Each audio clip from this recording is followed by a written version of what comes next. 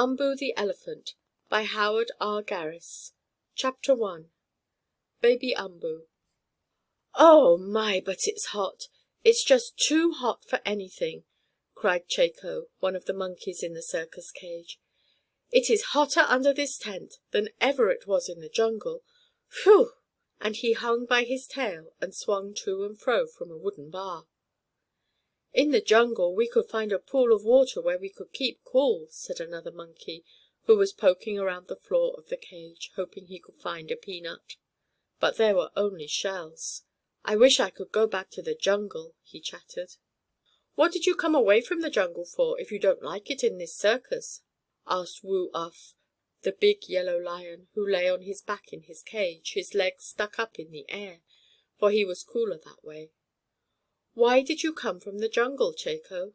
"I didn't want to come," answered the swinging monkey, "but some white and black hunters caught me, and a lot more of us chattering chaps, and took us away from the jungle." "That's right, my boy!" exclaimed the deep, rumbly voice of Umboo, the biggest elephant in the circus. "None of us animals would have come away from the jungle if we could have had our way. But now that we are here, we must make the best of it." "How can we make the best of it when it is so hot?" asked Chako. "The sun shines down on this circus tent hotter than ever it did in the jungle, and there is no pool of water where we can splash and be cool." "Oh, if water is all you want, I can give you some of that," spoke Umboo. "Wait a minute." Near the elephants, of whom Umboo was one of a long line, chained to stakes driven in the ground, was a big tub of water, put there for them to drink when they wanted to. Umboo put his long, rubbery hose of a trunk down into this tub of water, and sucked up a lot, just as you fill your rubber ball at the bathroom basin. "Look out now, monkeys!" cried the elephant. "It's going to rain," and he sort of laughed away down in his throat. He couldn't laugh through his nose, as his nose was his trunk, and that was full of water. "Look out for a shower!" he cried.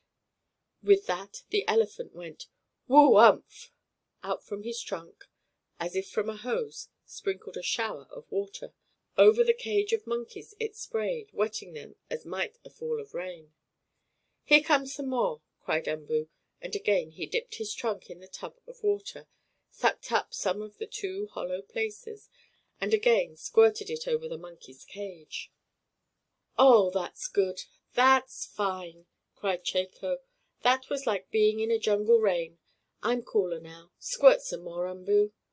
"No, hold on, if you please," rumbled another elephant.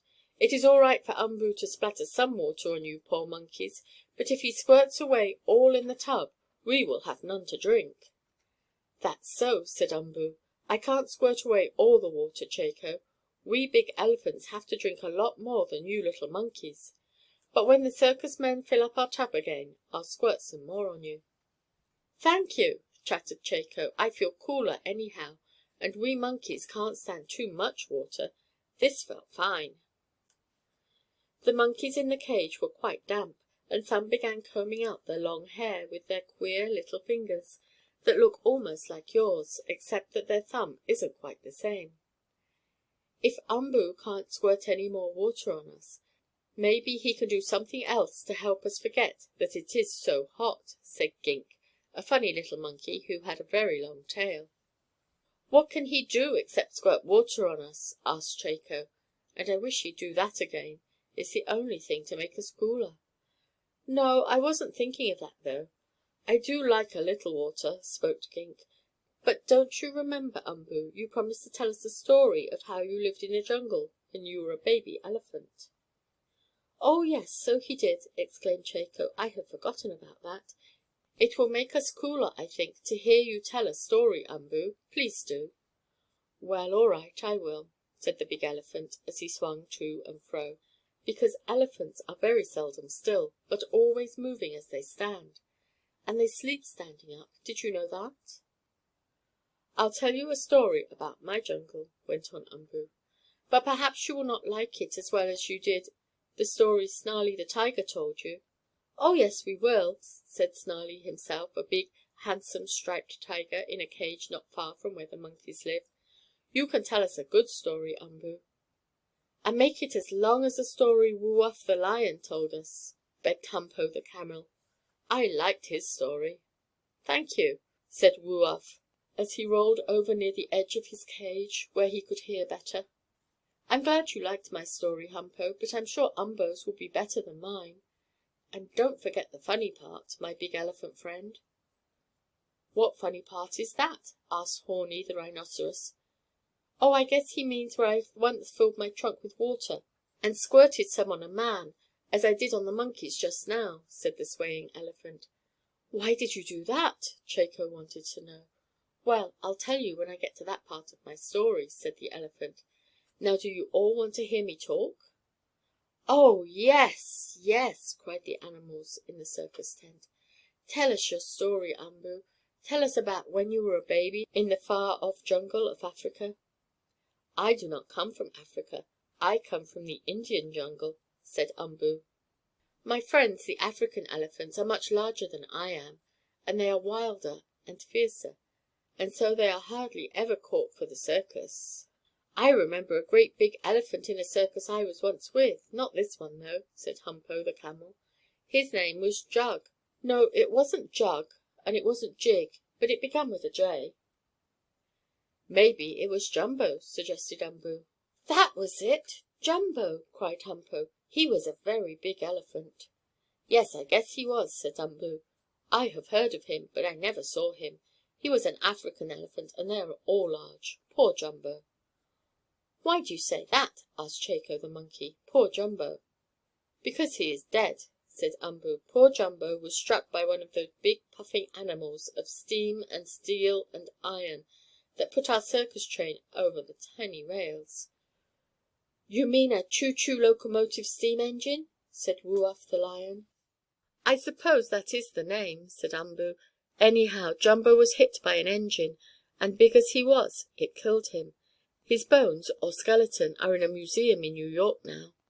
"Is New York a jungle?" asked Gink, who had not been with the circus very long. "New York a jungle? Of course not!" laughed Snarlie, the tiger. "New York is a big city, and sometimes we circus animals are taken there to help with the show. I've been in New York lots of times." "Well, don't let it make you proud," said Chako, the other monkey. "I have been there myself, and I'd much rather be in the jungle." "Say, are we going to listen to you animals talk, or hear the story Umboo is going to tell us?" asked Humpo the camel. "I thought he was going to make us forget the heat." "So I am," said Umboo in a kind voice, "only I wanted to speak about old Jumbo. There used to be a song about him many years ago. It went something like this, and I heard a little English boy sing it: "Alice said to Jumbo, 'I love you.' Jumbo said to Alice, 'I don't believe you do. 'Cause if you love me truly, and you say you do, come over to America to Barnum's show.'" "That's the song they used to sing about Jumbo more than 20 years ago," said Umboo. "My, how can you remember so far back?" asked Chako. "Oh, we elephants live to a good old age," said Umboo. "Why, I am 50 years old now, and yet I am young. Some of the elephants in the jungle lived to be 120 years old." "Oh, my!" cried Chako. "Did they have circuses as long ago as that?" "Yes, but not the kind that traveled about, and showed in white tents," said Umboo. "But I have heard my father and mother say that we elephants live to be very old." "And can you remember so far back, when you were a baby in the jungle?" asked Humpo. "Oh, yes, very easily," answered Umboo. "I am going to tell you a story about how first I was a little elephant in the great green forest, or jungle, and then I'll tell you how I was caught and worked in a lumber yard in India, and how I was then sold to a circus." "Well, then, please begin," begged Chako. "It is getting hot again in this monkey cage, and if you haven't any water to squirt on us, tell us your story." "I will," promised the elephant, and then, as the afternoon show was over, and it was not yet time for the night one to begin, the animals had a little quiet time to themselves. And as they had done once before, they got ready to listen to a story.